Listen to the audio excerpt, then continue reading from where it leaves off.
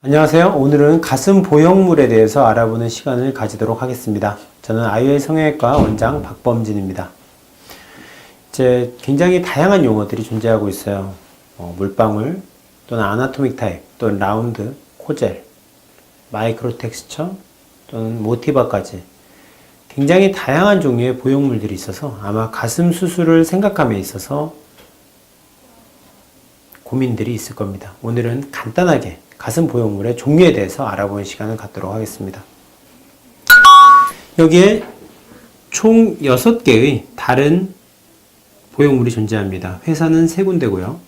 형태로 논다면 2가지 분류가 가능하고, 이 표면의 소재로 본다면 2가지 분류가 가능합니다.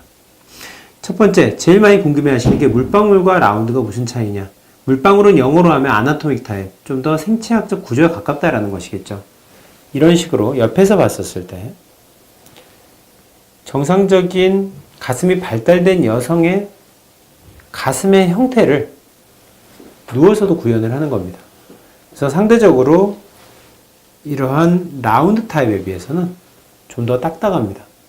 그리고 필링 레이트라고 하죠. 이 안에 실리콘을 채우는 양도 좀 더 많이 주기 때문에 아무래도 약간 더 딱딱한 형태를 가지게 됩니다. 이게 일반적인 라운드 타입인데요. 호빵 같은 형태라고 생각을 하면 됩니다. 물론 섰을 때는 어느 정도 중력에 의해서 아래쪽의 볼륨이 커지면서 역시 약간의 물방울 같은 모양이 생깁니다.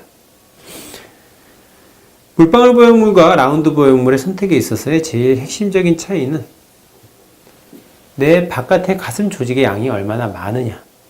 가슴 조직의 양이 많고 피부에 여분이 있는 경우에는 라운드 보형물이 좀 더 유리한 것으로 생각됩니다. 하지만 가슴 조직의 양이 많지 않다면 섰을 때도 동그랗고 누워서도 동그란 형태의 가슴, 이러한 형태의 가슴을 피하기 위해서는 물방울 보형물을 사용한 것이 좀 더 낫습니다. 그래서 같은 물방울 보형물이라 하더라도 이것은 엘러겐의 스타일 410, 이것은 스타일 510입니다. 보게 되면 약간 더 돌출구가 높고 앞쪽이 단단한 소재로 되어 있어서 이런 스타일 510의 경우에는 젖꼭지로부터 가슴 밑선의 거리가 짧은 여성들의 경우에 가슴 밑의 조직을 늘려주기에 좀 더 유리합니다.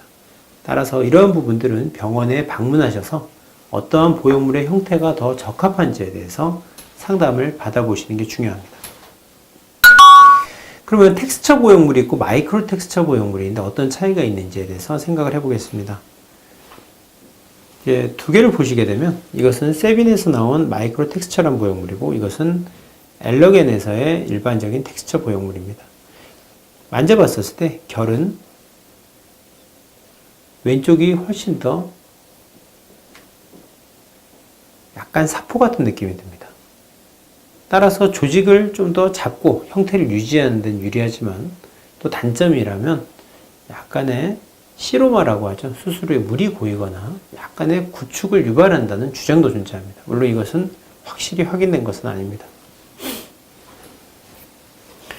마이크로 텍스처의 경우에는 좀 더 원하는 위치에 들러붙어 있기에는 어려움은 있겠지만 상대적으로 조직에 손상을 좀 더 덜 준다고 역시 믿고 있습니다. 실제로 어떠한 차이가 있는지에 대해서 객관적인 차이가 밝혀진 바는 없다고 생각합니다. 그리고 이것이 요즘 많이 언급되고 있는 모티바라는 보형물이죠. 제일 특징적인 차이는 이 안에 보형물의 위치를 확인할 수 있는 센서가 들어있다고 합니다. 하지만 궁금한 것은 이것을 정말 이 센서를 통해서 무언가를 추적할 일이 있느냐 좀 의문이긴 합니다. 왜냐하면 다른 세빈이든 엘러겐이든 어쨌든 정품 보형물에서는 그 하나에밖에 없는 코드를 수술 후에 드리게 되어 있습니다. 그렇지만 이것 자체가 지금으로서는 인식할 수 있는 보형물에 내 몸에 실제로 이것이 들어갔느냐를 증명할 수 있는 거의 유일한 보형물이다 라고 보면 될 것 같고요. 텍스처 자체는 비슷합니다. 이것이 세빈의 마이크로 텍스처고 이것이 모티바 보형물입니다. 물론 종류에 따라서 약간 더 차이는 있겠지만 만졌을 때의 촉감은 이게 좀 더 물렁물렁한 느낌을 주고 이게 약간 더 약간 더 찹쌀떡 같은 느낌이 들죠. 쉘의 두께도 여기가 좀 더 두꺼운 것 같습니다. 바닥에 놓고 봤었을 때 형태도 약간 미묘한 차이를 보이고 있습니다.